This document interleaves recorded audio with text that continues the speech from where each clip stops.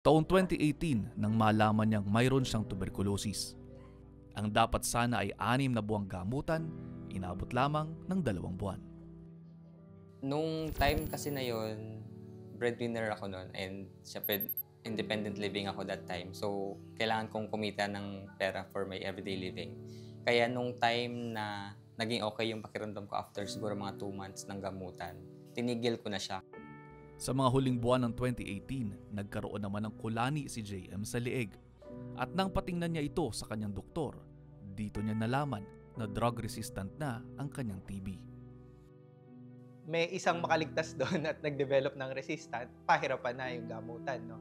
Kasi yung pwede nang gamitin sa kanya lamang ay yung second line medications na less effective, mas maraming side effects, mas mahal pati. No? Kasi nga, hindi natatablan nung standard na first line medication.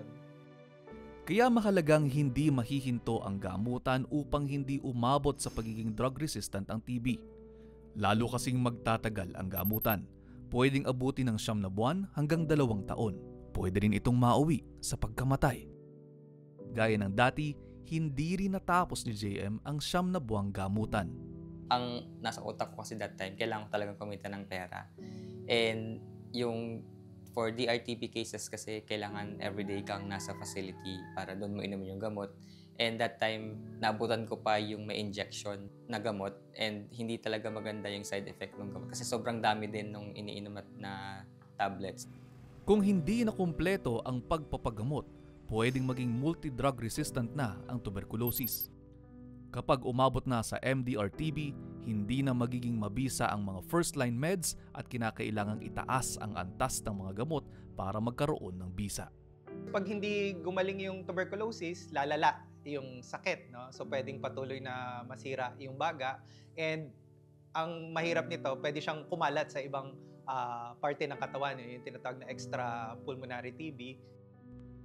Sa kaso ni JM, mula sa kanyang baga, napunta sa mata ang kanyang TB. Ito ang tinatawag na TB uveitis. 2020 nang mapansin niyang unti-unting lumalabo ang kanyang paningin. Yung sa mata ko kasi, super painful ng mata ko.